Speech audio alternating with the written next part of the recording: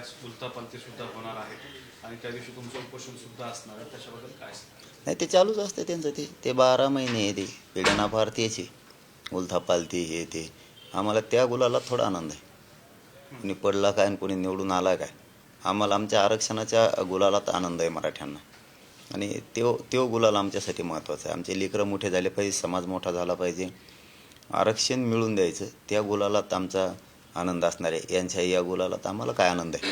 त्यामुळं आम्ही ही तारीख 3-3.5 महिन्यापूर्वी डिक्लेअर केली 4 जूनची, आज नाही केली. आणि आपण सगळे पत्रकार बंधू त्याला साक्षीदार आहेत. त्यामुळं 4 जूनला आमरण उपोषण होणारच कुठल्या परिस्थितीत. त्यांचं तिकडं निकालाचं चालू राहील. त्यांच्या ह्याच्यात आम्हाला काय मराठ्यांना रस आहे. आमचं काय होणार आहे त्यात भलं? आमच्या गोरगरीब महाराष्ट्रातल्या करोडो मराठ्यांचं काय भलं होणार आहे? त्यामुळं आम्ही आमच्या लेकरासाठी सगळे महाराष्ट्रातले मराठी आंतरवालीत झुंजणार आहेत न्यायासाठी. हे शांततेचं युद्ध आहे, शांततेत सुरू आहे. आम्ही हमेशाच आंदोलन शांततेत करतो आणि मिळवणार. आत्ताच्या ह्या नेमक्या मागण्या काय काय असणार आहेत, सरकारला अल्टिमेटम काय असणार आहे? मराठा आणि कुणबी एकच हा कायदा पारित करायचा आहे. सगळ्या स्वरीची अंमलबजावणी त्यांनी करायची. ज्या केसेस मागं घ्यायच्या ठरलेल्या त्याही घ्यायच्या. हैदराबादचं गॅजेट लागू करायचं आहे. शिंदे समितीला पण 1 वर्षाची मुदत वाढ द्यायची. हे एकूण मागण्या सरकारला ज्या माहीत आहेत त्या सगळ्या आहेत, त्या पूर्वीच्याच आहेत. नवीन मागणी काय नाही आहे. त्याचसाठी आम्हाला 9 महिने झुंजावं लागले. कारण आता आंदोलनाला 9 महिने होते. आता सगळा मराठा, आम्हाला आनंद आहे कोणाच्या निकालात किंवा कोणाच्या निवडणुकीत नाही. त्यांचा गुलाल डोक्यात घेऊन आमच्या पोरांना का फाशी घ्यायला लावता का? त्यांचं सुरूच राहील. त्यामुळं आम्ही आमचा गुलाल उधळण्यासाठी 4 जूनला महाराष्ट्रातले मराठी स्वतःच्या लेकरासाठी आंतरवलीत लढणार आहेत. काही इशारा, काही अल्टिमेटम सरकारला? 6 जूनपर्यंत द्यावं त्यांनी. बोलल्याप्रमाणे ठरल्याप्रमाणे त्यांनी करावं. 6 जूनपर्यंत द्यावं. नसतं हे आंदोलन बंद नाही होणार आणि कठोर आमरण उपोषण असणार आहे. कठोर. सरकारला जनतेला काय आवाहन कराल तुमच्या उपोषणासाठी मंचाकडे? मी त्यांच्या लेकरांसाठी लढतोय. माझ्या गोरगरीब मराठ्यांचे करोडोंचे लेकरं मोठे झाले पाहिजेत, नोकऱ्याला लागल्या पाहिजेत, शिक्षणात त्यांना सवलती मिळाल्या पाहिजेत. आता जूनमध्ये ॲडमिशन सुरू होते, त्याच्या आत हे जर सगळं लागू झालं तर माझ्या मराठ्यांचा खूप मोठा फायदा होणार आहे. म्हणून महाराष्ट्रातल्या मराठा समाजाला हेच आव्हान आहे की आपल्या लेकरासाठी वेळ द्यायचं, शिकायचं आहे. हे काय येते जाते निवडणुका येत्यान जात्यान, कुणी पडन निवडून ये, आपल्याला त्यात काय रस नाही. आणि त्याच्यात कुणी इंटरेस्टही घेऊ नका. मागंही समाजाने घेतलेलं नाही, इथून पुढं पण घेऊ नका. आपलं आरक्षणाचं बघा. आपल्या आईबापाचं स्वप्न असतं आपलं लेकरू मोठं झालं पाहिजे. ते स्वप्न पूर्ण करण्यासाठी 4 जूनला अंतरवाली सराटीत आमरण उपोषण आहे. आपल्या मराठ्यांनी सगळी तिथं शक्ती वापरावी. मला पाठबळ सगळ्यांनी आशीर्वाद द्यावं. आपले लेकरं आपल्याला मोठे करायचे, त्याच्याकडे सगळ्यांनी ध्यान द्यायचं. बाकीच्या गोष्टीकडं शून्य लक्ष द्यायचं. बाकीच्या गोष्टीला महत्त्व द्यायचं नाही.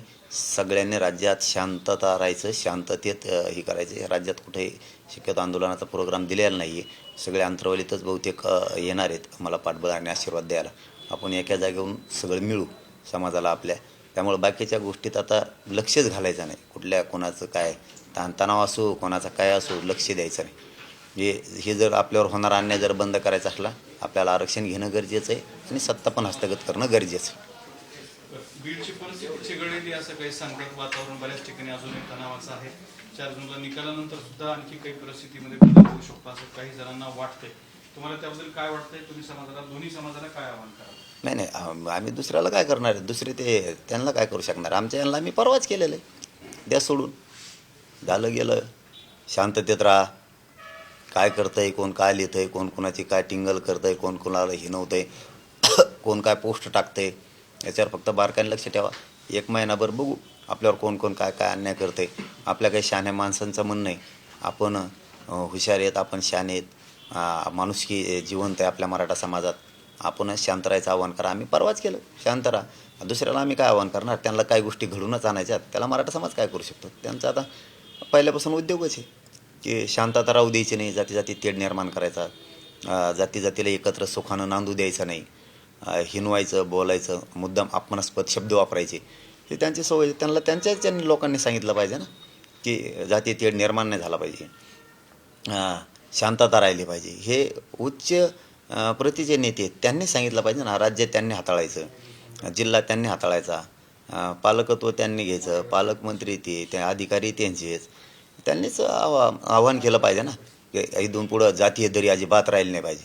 सगळ्यांनी शांत राहा हे त्यांनी करायला पाहिजे ना. त्यांना का बळच सांगायचं करा. आम्ही आमच्या समाजाला सांगितलं, बघू किती दिवस नरड्याला लागतं आहे. शेवटी आम्हालासुद्धा मर्यादा आहेत. आम्हालासुद्धा अन्याय किती दिवस सहन करायचा हा सुद्धा आमच्या पुढचा विषय. पण तरीही समोरच्याला सुधारण्याला संधी दिली पाहिजे, त्याची सुधारणा करायला एक चान्स त्याला दिला पाहिजे. बघू सुधारणा करतेत का. एकदा सुधारायला संधी द्या मराठा बांधवांनी. शांत राहा महिनाभर. कुणी काही म्हणलं तरी उत्तर द्यायचं नाही त्याला. आपण आपला सगळा फोकस आरक्षणावर करायचा. आणि हे अन्याय करतच राहिले तर सत्तेत जायचं बघायचं, म्हणजे अन्याय बंद होत असतो. आपलं दोनच डोके लावायचे सध्या मराठा समाजानं सगळ्या राज्यातल्या, बीडसह सगळ्याच राज्यातल्या, की आपलं आरक्षणापासून ध्येय हटू द्यायचं नाही. आपल्याला आरक्षण मिळवायचं हे फायनल. आणि अन्याय जर असाच होत राहिला तर सत्तेत गोरगरिबांनी कसं जायचं ती काबीज करायची, म्हणजे अन्याय बंद होतो. एकदम सोपे मार्ग स्वीकारायचे. बाकीच्याला डोकं लावायचं नाही. कोण काय लिहित आहे काय नाही, फक्त लक्ष ठेवायचं आहे बारकाईनं. महिनाभर बघू. जे शहाण्या माणसानं आपल्याला सांगितलं, कोणी काय मुद्दामहून केलं आहे हे त्या शहाण्या माणसाला एकदा सांगून तिथून पुढं बघू. आपलं सध्या शांत सगळ्यांनी राहा. दुसरा एक महत्त्वाचा मुद्दा म्हणजे पाठीमागं छगन भुजबळ हे तुमच्या विरोधात अनेक मोठ्या सभा घ्यायचे किंवा सातत्याने बोलत राहायचे. ते काय तुमच्याबद्दल सातत्याने आता सध्या काही बोलताना दिसत नाही. मग आता बोलत नाहीत तर काय त्यांना बोलायला लो मी बळच. ते बोलल्यावर बघू ना. मी बळच नाही अंगावर जात. बघा माझा स्वभाव आहे पहिल्यापासून. कोणत्या जिल्ह्यातला असतो तो, कोणत्या जातीचा असो तो कोणाचा असो, मराठ्याचा असला तरी मी सोडत नाही विरोधात बोलला की. मी अगोदर कोणालाही बोललेलो नाही. ज्याची त्याची भूमिका ज्यांनी त्यांनी ज्याच्या जातीसाठी पार पाडायची. शांतता ठेवायची. प्रत्येक जातीची जबाबदारी नुसती मराठ्यांची नाही. मराठ्यांनी काय ठेका घेतलेला नाही हमेशा शांततेचं. बाकीच्यांची सुद्धा जबाबदारी आपण आपल्या जाती सांगायचं, म्हणजे आपण आपली जात मोकळी सोडायची आणि लोकांना इकडं सांगायचं की तेच जातीवाद करतात आणि तुमची जात मोकळी सोडायची. पाठीमागून अंधारातून त्यांना सपोर्ट द्यायचा, अंधारातून बैठक घ्यायचा, अमकं करा तमकं करा सांगायचं. हे किती दिवस अन्याय. येडी नाही ना जनता बी. लोक येडे नाहीत ना. लोक येडे नाही आहेत. आता लोकांच्या लक्षात येते. तुम्ही जर डाव टाकणारे नसतात तर तुम्ही सुद्धा मोठं मन दाखवलं असतं, सगळ्याला आव्हान केलं असतं, अजिबात शांत राहा सगळे, कोणी वळवळ करायची नाही, जातीय तेढ निर्माण नाही झाला पाहिजे. इकडून आम्हालाच म्हणायचं जातीवाद करायचं आणि तिकडून जात मोकळी सोडून द्यायची.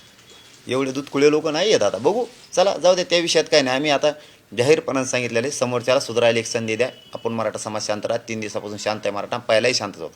ते मुद्दाम डवचित येत तरीही मराठा शांत आहे. एक महिनाभर बघू. शांत राहू. आपल्याला जे शहाण्या माणसाने सांगितले ती भूमिका आपण पार पाडली. शांत राहा. सगळ्यांना बघत राहा कोण काय करते.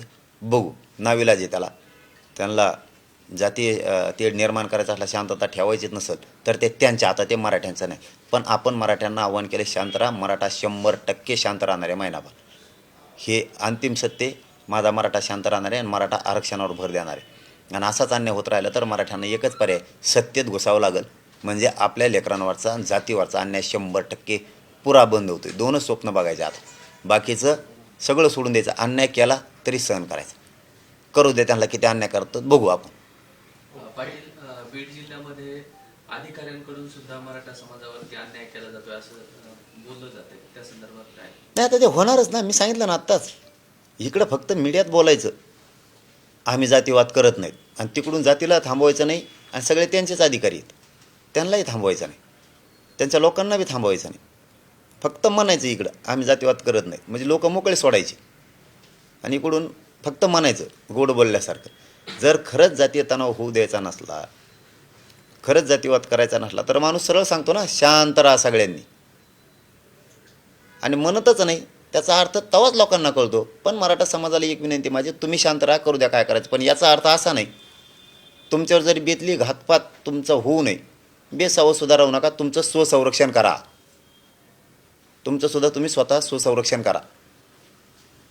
पण आपण स्वतःहून काही करायचं नाही. कोणी काय पोस्ट टाकल्या, कोणी फोनवर बोललं, कोण कोणकडे गुतीत आहे, कोण काय करतं आहे, कोण कशी कावे करतं आहे, डाव करतं, याच्यावर बारीक लक्ष ठेवा. एक महिनाभर शांत राहा. आपण समोरच्याने ज्याला आपल्याला सांगितलं त्याला सांगू असा महिन्यात अन्याय झाला, आता काय करायचं सांग. आपण मराठा आता शांत केलेला आहे आणि मराठ्यांनी शांत राहावं. 2 गोष्टीवर फोकस करा. 4 जूनला आमरण उपोषणे आपण ताकदीनं तो लढा लढायचा आणि आपले लेकरं मोठे करायचे. आपल्याला त्या गुलालात आनंद आहे. नाहीच अन्याय बंद झाला तर सत्ता गोरगरिबांनी हस्तगत करायची. म्हणजे तुमच्यावरचं सगळी दलिद्री जाईल, अन्याय जाईल आणि कोणी मग ते बरोबर होते. सगळं स्वतःसारखं सरळ होते. आपण आता शांत राहा. धन्यवाद. देश विदेशातील प्रत्येक घडामोडींचे लाईव्ह अपडेट मिळवण्यासाठी आता साम टीव्हीच्या सर्व सोशल मीडिया प्लॅटफॉर्मला लाईक, फॉलो आणि सबस्क्राईब करा. तसंच सर्व नोटिफिकेशनसाठी बेल आयकॉन प्रेस करायला विसरू नका.